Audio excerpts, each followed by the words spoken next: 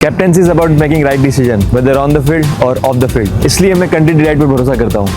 They deliver 100% pure buffalo milk to my doorstep by 7 AM। Don't just enjoy our matches, enjoy village fresh buffalo milk too. Download the Country Delight app. Haryana governor Bandaru Dattatreya ఆత్మకథ పుస్తకావిష్కరణ సభలో తెలంగాణ ముఖ్యమంత్రి రేవంత్ రెడ్డి చాలా interesting comments చేశారు sir.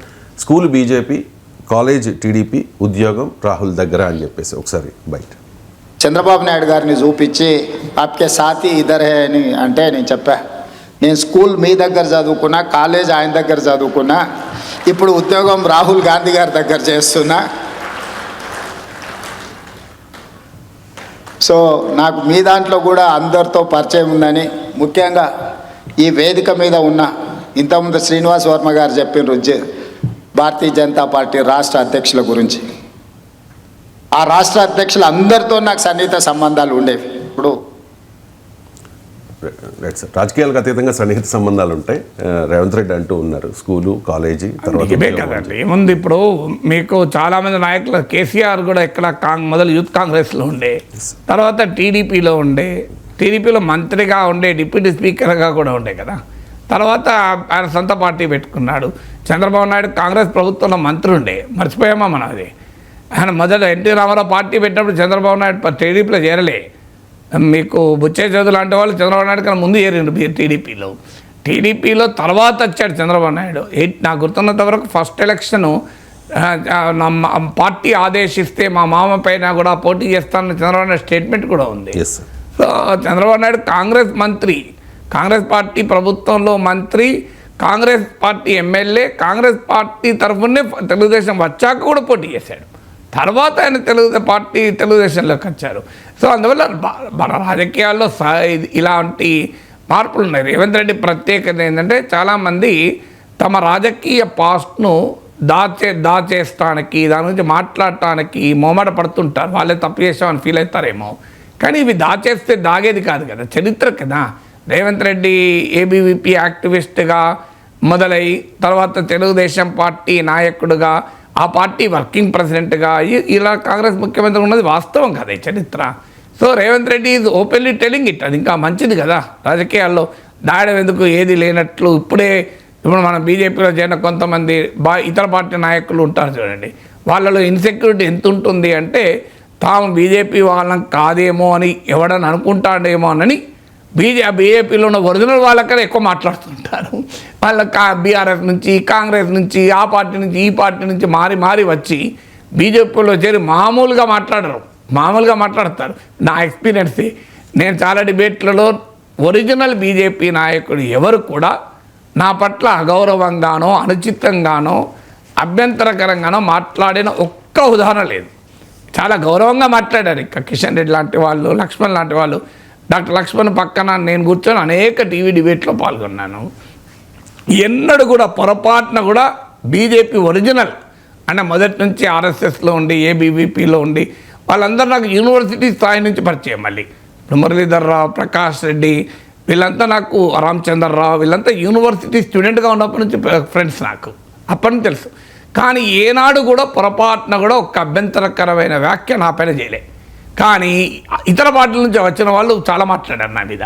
కారణం ఏంటంటే వాళ్ళకు ఉండే ఇన్సెక్యూరిటీ, అది అంటే అభద్రతాభావం ఉంటుంది కదా. అందువల్ల నన్ను అటాక్ చేయడం ద్వారా బీజేపీకి మేమే లాయలు అని చెప్పుకుంటారు. కానీ సో అలా రాజకీయాల్లో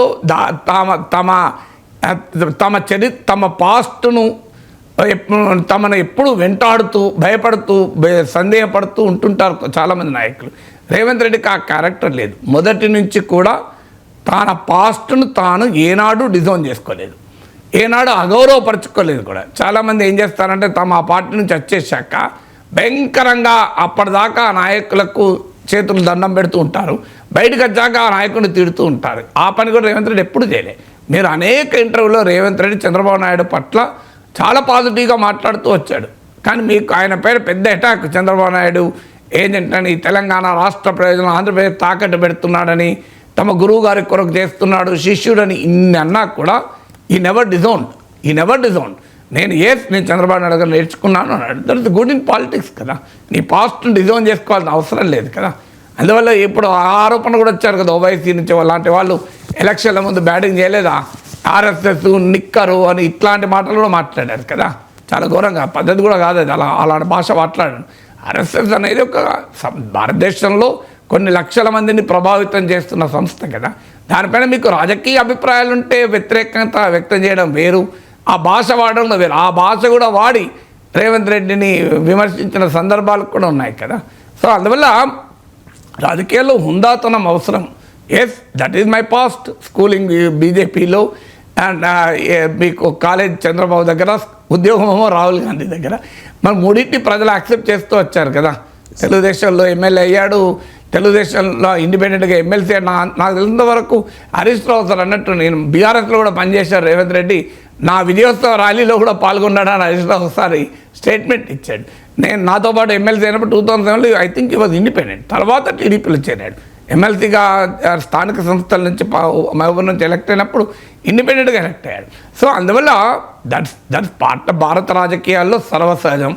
దాన్ని డిజోన్ చేసుకోవడమో దానివల్ల ఇన్సెక్యూరిటీ ఫీల్ కాకుండా, దిస్ ఈజ్ మై పాస్ట్, ఆ పాస్ట్ నేను ఓన్ చేసుకుంటున్నాను, ఫ్యూచర్ ఈ ప్రజెంట్ కూడా అంగీకరిస్తున్నాను చెప్పడం మంచిదే కదా. సో అందరూ ఒకే పార్టీలో ఐడియాలజికల్గా అదే పార్టీలో ఉండడం ఆదర్శవంతమైన రాజకీయమే.